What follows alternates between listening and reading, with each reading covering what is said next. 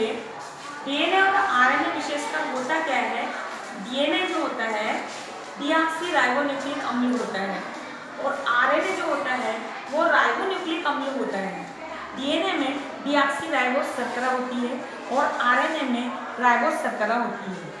DNA में deoxyribose शर्करा, phosphoric अम्ल, नाइट्रोजनस क्षार, प्यूरिन और पिरिमिडिन।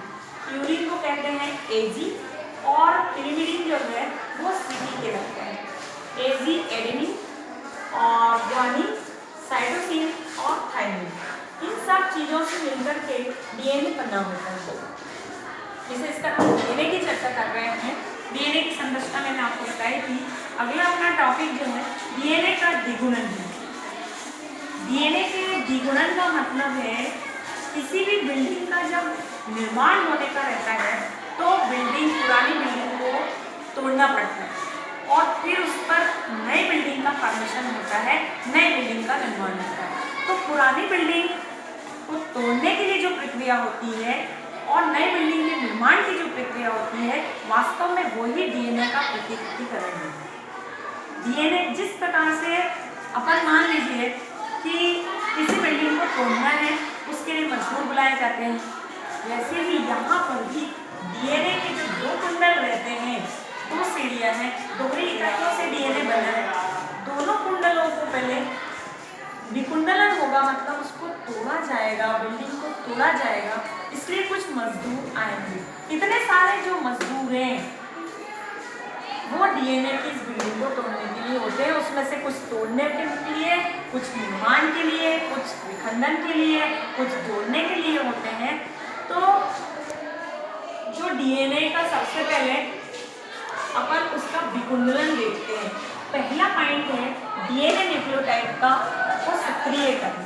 सबसे पहले जो भी बिल्डिंग के मजदूर लोग आते हैं या मिस्त्री आता है जो उसका ठेका लेता है, वो बिल्डिंग में रहने वाले लोगों को बिल्डिंग खाली करा देता है कि आप भैया खाली कर दीजिए कि काम शुरू होगा।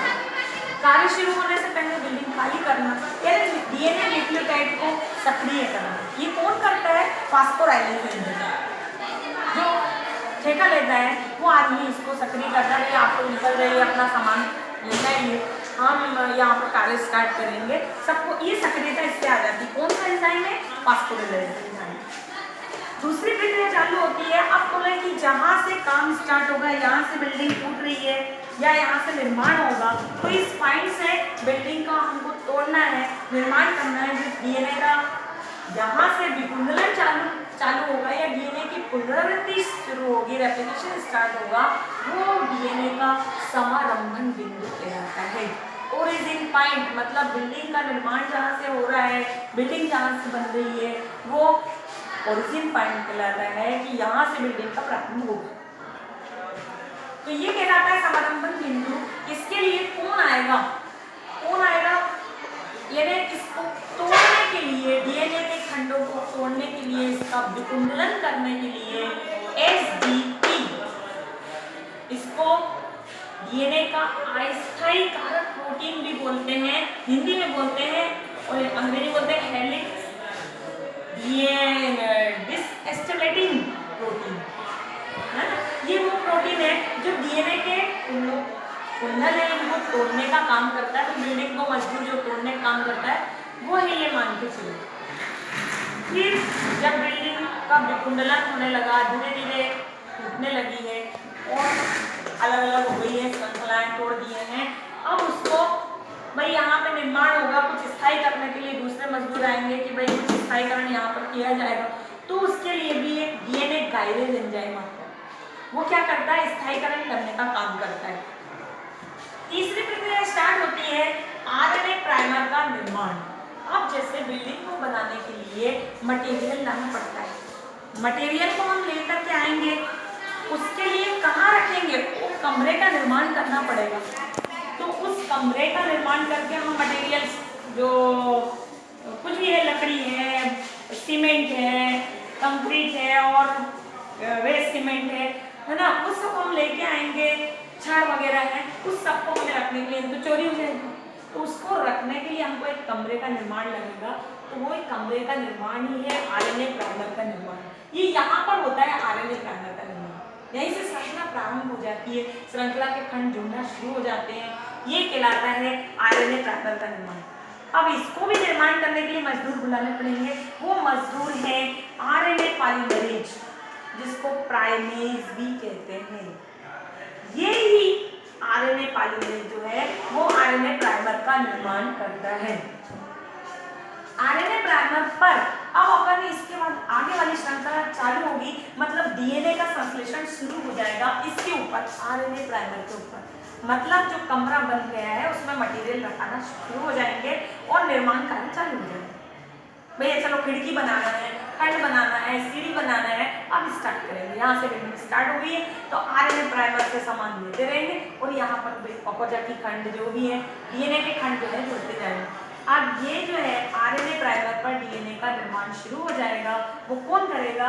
DNA polymerase. इसके लिए ये मजदूर आ गया। कौन सा मजदूर आ गया? डीएनए पॉलीमरेज मजदूर आ गया। वो तुरंत से इस खंडों को, डीएनए खंडों का संश्लेषण चालू कर देगा और ये वाली एक श्रृंखला होती है 5 स्ट्रैंड, दूसरी श्रृंखला होती है 3-5। यहाँ से श्रृंखला जुड़ने लग जाएगी, बनने लग जाती है तुरंत। उस श्रृंखला को जो जल्दी बनती है उसको पूर्वगामी श्रृंखला कहते हैं, लीडिंग स्ट्रैंड बोलते हैं। और दूसरी वाली श्रृंखला में थोड़ा टाइम लगता है, मतलब आधा। अब जैसे कोई भी बिल्डिंग बन रही है, आधी बन गई, थोड़ा सा एक खंड बनने में टाइम लगेगा, पानी हो गई, बरसात हो गया, कुछ हो गया, उसके कारण श्रृंखला थोड़ी अधूरी रह गई है। उस अधूरी श्रृंखला पर कुछ अंतराल शेष रह जाते हैं, उन खंडों को अपोजिटी खंड कहते हैं। वो भी धीरे धीरे ये खंड बनने लग जाते हैं और ये श्रृंखला जो है धीरे धीरे पूरी होने लगती है और वाय के आकार का रूप ले लेती है। आप देख रहे हैं वाय के आकार का हो रहा है, तो ये वाय का आकार जो है स्वार्थ भी कहते हैं। इस श्रृंखला को स्वार्थ जैसी बनने लग जाती या वाय के आकार जैसी दिखने लग जाती है, जिस तरह से दिख रही है। ये बिल्डिंग ऐसी दिखने लगी है, डीएनए के प्रतिकृत श्रृंखला जो है इस तरह की दिखने लगी है। उसको फार किया और ये जो खंड है ऑपोजिट खंड वो जुड़ने लग जाते हैं। इस प्रकार से सारे खंड जुड़ने के बाद में ये जो आरएनए प्राइमर है, अब कहते हैं कि जो बिल्डिंग बन गई है, जो कमरे का निर्माण हो गया है, अब उसको तोड़ दिया जाए। बिल्डिंग तो बन चुकी है।